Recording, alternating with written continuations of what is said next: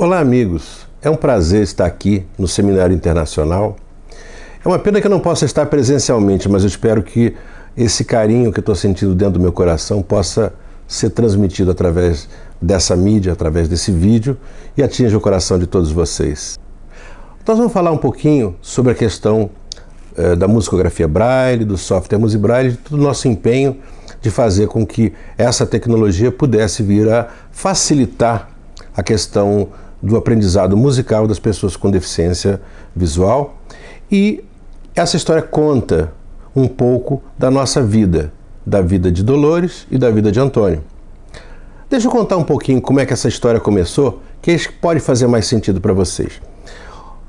Eu tenho duas graduações. A minha primeira graduação foi em piano. A minha segunda graduação foi em informática, mas piano ficou como sendo uma atividade externa, uma coisa para a qual eu nunca tive uma enorme dedicação, mas eu sempre gostei muito de música, eu sei tocar razoavelmente bem piano.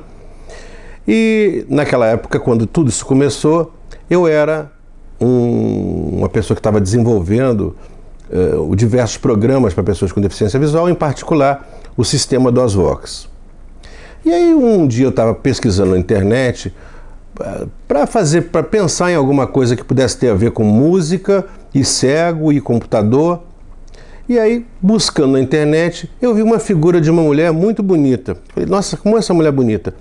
Aí depois eu descobri que essa mulher bonita, ainda é bonita hoje, chama-se Dolores Tomé. E essa Dolores Tomé era uma pessoa que desenvolvia atividades de musicografia Braille que eu não tinha a menor ideia do que é. Bom, a história do nosso encontro, como é que a gente se conheceu e como é que a gente entabulou uma amizade que permanece até hoje, é uma história que a gente vai contar num outro momento, porque agora a gente quer mergulhar na história exata do programa Musibraille. Vamos começar então com as minhas primeiras conversas com Dolores. E Dolores me contou então o que era essa tal de musicografia Braille, que é uma coisa muito legal, uma ideia mágica que surgiu da cabeça de Louis Braille, de colocar na forma de pontos as notas musicais, as durações, as figuras de música, de uma forma muito compacta, muito simples de ser aprendida e muito adequada para ser consumida por pessoas cegas. Eu não conhecia nada sobre esse assunto, né? Mas eu descobri que Dolores utilizava um dos nossos programas de informática para digitar musicografia Braille. Era um editor chamado Edivox, em que ela digitava utilizando uma facilidade que esse editor tinha de digitação em 6 dedos. Então ela produzia musicografia e aplicava isso para os seus alunos, tinha uma impressora Braille lá, imprimia em Braille, e assim tocava o bonde do ensino da musicografia Braille com uma pequena ajuda dos nossos programas. Bom, a gente começou a conversar e Dolores me comentava sobre algumas coisas relativas à dificuldade da musicografia Braille no Brasil. Bom, naquela época não existia praticamente nenhum programa que pudesse ser utilizado amplamente no Brasil para a produção de musicografia Braille. Então a ideia seria criar alguma alternativa que libertasse as pessoas com deficiência visual de terem que se sujeitar a umas coisas muito esquisitas. Por exemplo, se quisesse obter uma partitura musical, ou contava com a ajuda de um voluntário que soubesse musicografia Braille, ou seja, pouquíssimas pessoas conheciam essa forma de escrever, e se quisessem utilizar uma empresa, por exemplo, uma ONG, tinham que pagar, né? E pagar caro. Alguma coisa assim como, vamos dizer, $100 ou $200 para fazer uma transcrição de uma partitura, o que para a maioria das pessoas com deficiência visual no Brasil é um valor enorme, escandaloso. Então, qual foi a ideia? A ideia foi criar um conjunto de pequenas facilidades que pudessem ser agregadas a esse processo de digitação e pudessem então conduzir as pessoas com deficiência visual a poderem digitar Braille, as pessoas que não são deficientes, mas que têm interesse em ajudar, pudessem ter uma facilidade também. E aí começou-se a arquitetar algum tipo de possibilidade para isso. Então eu vou mostrar para vocês o que eu pensei naquela época, eu e Dolores, com relação a esse negócio. A gente resolveu criar um projeto que pudesse atender a construção de um software gratuito para escrever e para ensinar musicografia Braille e que pudesse ser uma base para os professores e alunos dessa disciplina para realizar transcrições razoavelmente simples.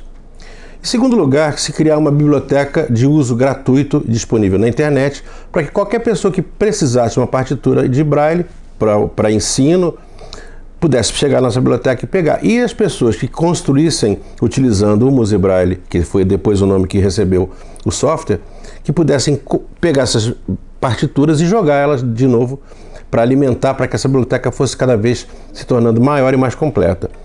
E a terceira, que a gente apoiar, através de cursos específicos, os professores no Brasil, para que eles pudessem ter um meio seguro de aprender com qualidade e com suporte de software a escrever e a ler musicografia Braille. Então essa era a ideia. E a gente construiu isso. A primeira ação que a gente criou foi a construção do software MusiBraille. O MusiBraille foi construído com a ajuda de uma pessoa que infelizmente já está falecida, o professor Moacir de Paula Moreno, e era um músico também que gostava muito dessas questões. Pegamos o livro da Dolores, estudamos aquelas milhares de informações e construímos um software simples, né? O Moacir construía as tabelas básicas de transcrição, eu escrevi os algoritmos e começamos então a gerar o MusiBraille. Mas só isso não era suficiente. A gente precisava de investir nesses dois outros itens, na criação de uma biblioteca e numa estratégia de ensino, numa estratégia que pudesse fazer com que as pessoas com deficiência visual e os professores que tivessem interesse pudessem ser treinados. Dolores correu atrás de um financiamento da Petrobras e de outros lugares. Bom, conseguiu um dinheiro suficiente para a gente montar essa infraestrutura, né? E a gente começou então a preparar os primeiros cursos.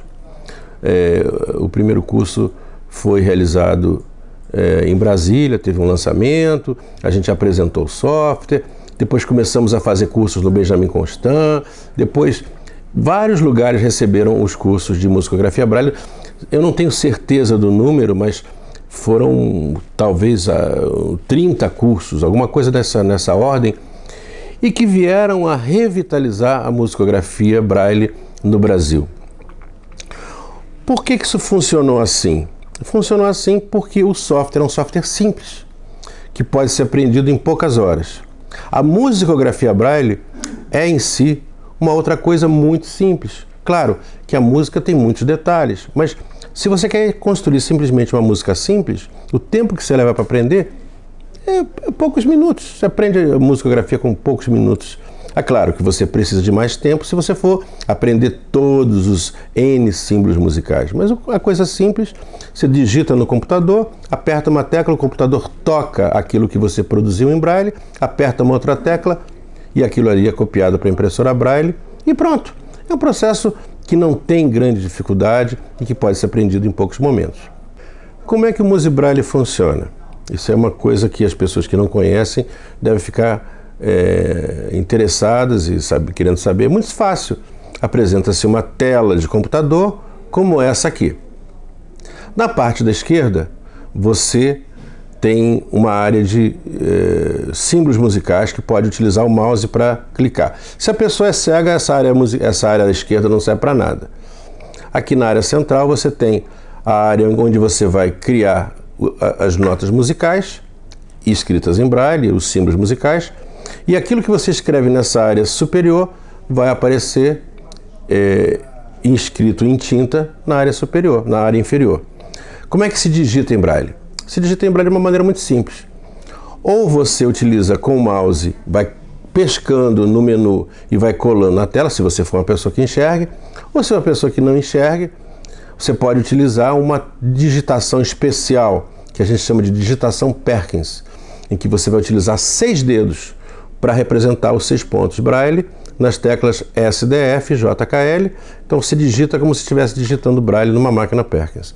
Então o processo é muito simples, apertou uma teclinha e você vai soar uma música como essa aqui.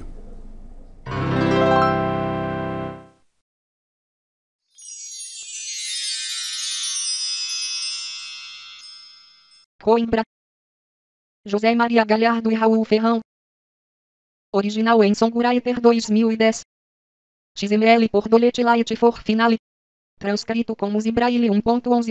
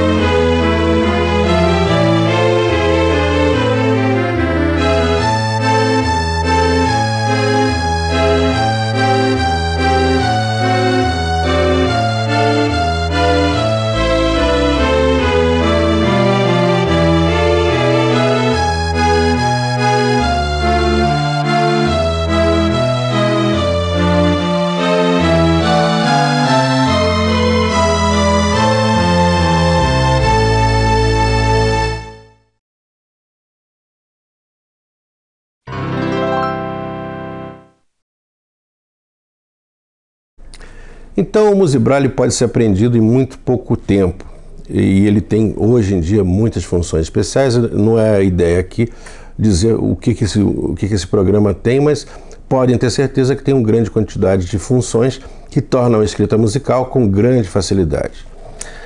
Agora, do ponto de vista político, o que isso aí causou?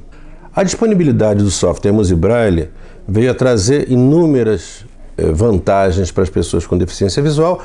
Eu vou colar aqui desse papel o que eu notei que poderia ser, digamos, colocado como os pontos mais importantes. Primeiro ponto, melhoria dos aspectos educacionais nos cursos de educação básica. Ou seja, se você tem uma criança e a criança tem que participar de uma sala e aprender um pouquinho de música, o Musi Braille vai ter um papel importante nesse momento.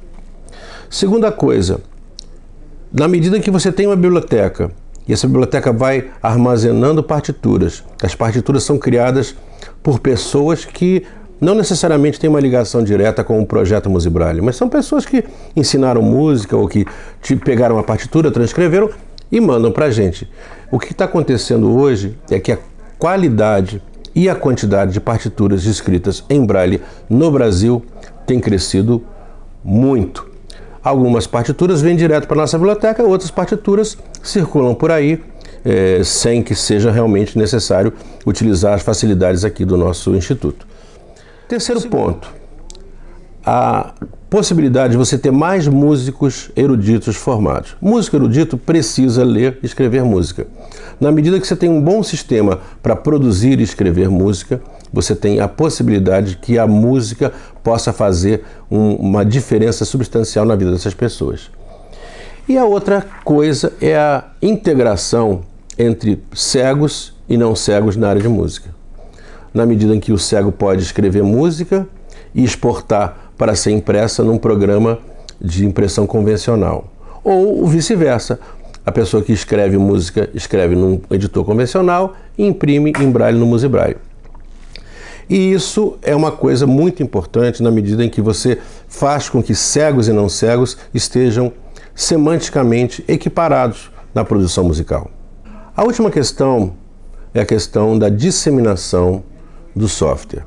Através dos cursos que foram dados com o Musi Braille, uma quantidade extraordinária de pessoas foram treinadas em musicografia. Num primeiro momento, a gente começou a dar curso nas capitais brasileiras e depois nas grandes cidades, e como eu falei, foram mais de 30 cursos dados. Então a quantidade de pessoas que foram formadas num básico da musicografia Braille, agora está começando o nível superior também aqui na Universidade Federal do Rio de Janeiro e em outros lugares, cursos superiores de musicografia Braille, o número de pessoas formadas foi muito grande, muitas centenas ou milhares de pessoas que já foram treinadas, o que significa um rejuvenescimento dessa técnica tão importante para as pessoas que são deficientes visuais. Agora estamos com essa ideia de internacionalização. O software Musi Braille foi escrito em português Ele pode ser transcrito para outras línguas, não tem nenhuma grande dificuldade, mas o nosso foco nesse momento chama-se CPLP, a Comunidade dos Países de Língua Portuguesa.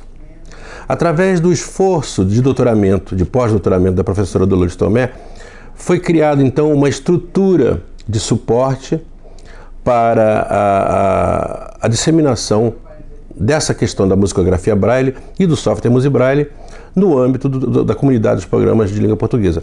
Foi criado um curso à distância em que a gente inovou imensamente as técnicas de ensino à distância para que pudesse reproduzir Braille, para que pudessem os alunos com deficiência visual aprender musicografia através da internet, ou seja, foi um negócio do ponto de vista técnico muito avançado. O curso de musicografia Braille que foi produzido pela professora Dolores Tomé com o meu apoio técnico, posso dizer para vocês que foi alguma coisa de digno de nota, pela sua qualidade técnica e pela sua inovação tecnológica.